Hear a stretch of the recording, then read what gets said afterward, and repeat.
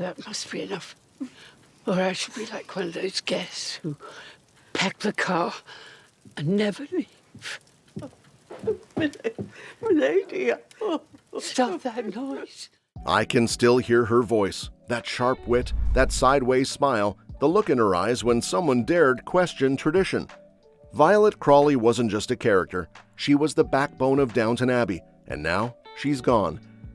In Downton Abbey, the grand finale, they aren't just saying goodbye to the estate, they're saying goodbye to her, to the Dowager Countess, to Dame Maggie Smith. Julian Fellowes knows this. He doesn't dance around it. He doesn't try to replace her.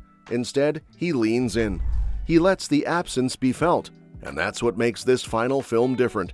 This isn't just a sequel, it's a farewell. The movie opens in the 1930s, a world caught in economic crisis. The Great Depression has reached England. The Crawleys are holding on, barely. There's a moment in the trailer where Robert Crawley looks back at Downton, his eyes heavy. It looks like a goodbye. Maybe it is. But even as the world changes, one thing stays the same: Violet's voice in their heads. Her influence doesn't die. Fellowes put it best: the fact that she's dead is a detail. Her presence is still there, in every decision, in every silence, in every memory. It's Mary who feels it most. Mary, who once clashed with her grandmother, now carries her weight. She has to. Violet raised her to lead, and now she must. Without the woman who always seemed 2 steps ahead of everyone else. Robert is lost too. He won't admit it, not out loud, but the grief sits with him. Quietly, Violet was his anchor. Now the Crawley legacy rests on his shoulders without her guiding hand. The film doesn't try to fill the space Maggie Smith left behind. It honors it. You'll feel the void. That's intentional. That's the point.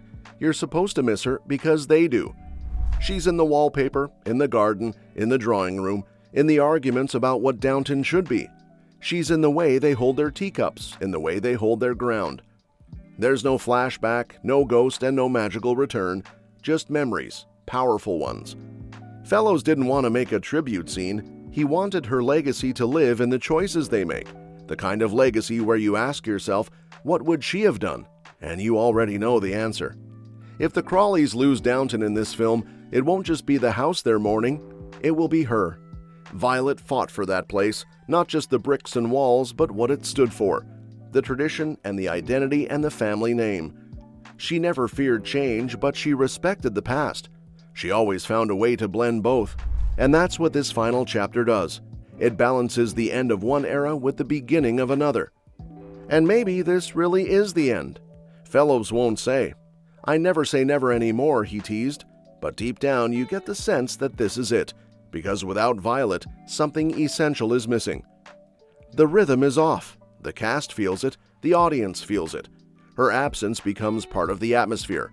And the film doesn't try to smooth that over.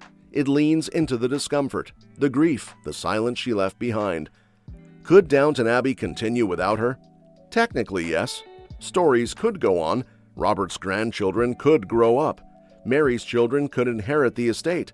New scandals could unfold downstairs. But should it continue? That's another question.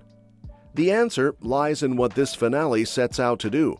It doesn't just tie up plots. It closes a door. It lets us see what happens when the guiding light is gone. And it shows us how the rest carry on because they must. Some will hold tighter to the past. Others will try to reinvent it. But none of them will forget Violet Crawley or Maggie Smith. That's the brilliance of it. The grand finale doesn't scream goodbye, it whispers it, through glances, hesitation, and decisions that feel just a little more difficult now.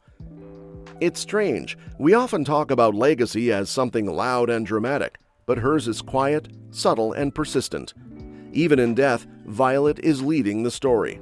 And Maggie Smith? She doesn't need to appear to steal a scene. She already owned them all. She gave us 6 unforgettable seasons, 2 movies, and now 1 final goodbye. But here's the part that got me. Matthew Goode, who played Henry Talbot, Lady Mary's husband, recently shared a memory that hit me harder than expected. He talked about the day they filmed Mary and Henry's wedding, Season 6, a secret countryside shoot somewhere near Oxford. He didn't just talk about the scene or the costumes or the script. He talked about Maggie. Apparently that day was her favorite day on a set ever. That stopped me. Of all the sets she's been on, from the West End to Hollywood, from Hogwarts to Grantham, this one wedding shoot in a garden became her favorite. Why? Let me tell you. It wasn't because of some big emotional moment. It wasn't about lighting or directing or acting challenges. It was rosé. Yes, rosé wine. Here's how it went down. 20 actors, countryside garden, a hot summer day. Their green room, the backyard of a former Concorde pilot. The guy brings out a bottle of rosé, Minuti, a crisp French wine, cold enough to glisten in the sun. Most actors politely ignore it. You know, set rules, professionalism. But Matthew? He's a bit of a rebel. He pours a glass, drinks it quickly, then asks for another. One by one, the rest follow, quietly and joyfully. Nobody had serious lines to deliver, just a big ensemble wedding scene. They went through 22 bottles of rosé. Nobody got drunk, but everyone got merry. And Maggie Smith? She sat in that garden, surrounded by her castmates, half cut under the sun in the middle of nowhere, and she smiled. At the end of the day, she turned to them and said, "I think that might have been my favorite day on a set ever." That story wrecked me in the best way, because it reminded me that behind all the Emmys, behind all the stern lines and regal glares, Maggie Smith was human. She laughed and relaxed. She soaked in the sun with her friends, and for a brief moment, it wasn't about scenes or takes or costumes. It was about joy, pure simple joy. In the second movie, A New Era, we got that emotional goodbye. Violet said her farewells. We were warned. But now that Maggie's really gone, it's not just Violet we're losing. We're losing a legend. Her legacy stretches beyond Downton. From the prime of Miss Jean Brodie to the best exotic Marigold Hotel, Gosford Park, Sister Act, and yes, Harry Potter, she transformed every role into something unforgettable. She didn't just act, she inhabited.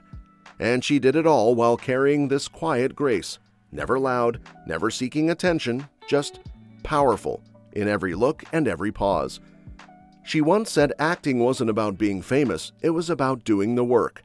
That's Maggie Smith, always showing up even when sick, always giving more than the page asked for, always making it look effortless. And now we're heading into the third and final Downton Abbey movie. We're going in without her. There's going to be a hole, not just in the cast, but in the air of the show itself. How does Downton move forward without Violet? How does the Crawley family handle a future without their wisest voice? Julian Fellowes will find a way. He always does. The script will pay tribute, the house will still stand, but it'll be quieter, softer, because the Countess isn't there to fill the silence with sarcasm. As for that day in Oxford, with rosé and laughter, I hope they show a flashback, or at least reference it. I want her last memory on that set to live somewhere on screen. If they don't, that's okay because we'll carry it. We'll remember Maggie in the garden, glass in hand, smiling under the sun, surrounded by people who adored her, half cut, fully happy. And maybe that's how we should remember her, not in mourning clothes, not behind cold Downton walls, but in the warmth of that summer day, free, light, laughing. A legend with her feet up. Dame Maggie Smith, thank you. For the one-liners, for the tears, for making Downton unforgettable. This finale is for you. And if you're watching this, still feeling that loss like I do, you're not alone. So let's honor her together. Drop your favorite Violet Crawley line in the comments. What moment of hers still lives rent-free in your mind? Was it a savage takedown, a quiet truth, or just that look she gave before saying everything without a word? And if this tribute hit home, like, share, and subscribe, because as long as we talk about her, she's not really gone. Downton may be ending, but her legacy, that'll echo forever.